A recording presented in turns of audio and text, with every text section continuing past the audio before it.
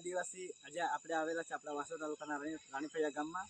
ભાઈનું નામ દિવેશભાઈ જીવણભાઈ ગરજ છે. હા, તો દિવેશભાઈના ઘર છે. ઘરની બાજુમાં કઈ સાપ છે.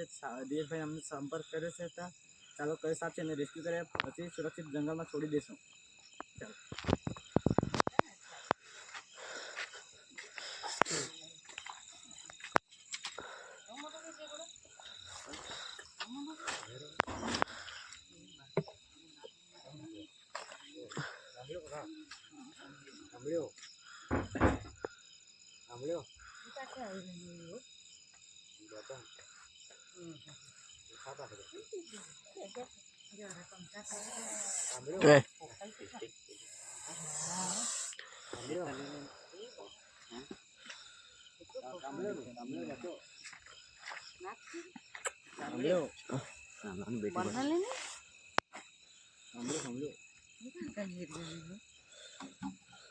મિત્રો, આ જોઈ શકો છો આપણા ભારતના અત્યંત ઝેરીમાં ઝેરી સાપ જેને આપણે રસલ વાઇપર કહીએ છીએ અને ગુજરાતીમાં કામળિયો અથવા ખચ્ચર કહે છે. આપણે આપણા દેશી ભાષામાં એને પરડ કહીએ છીએ.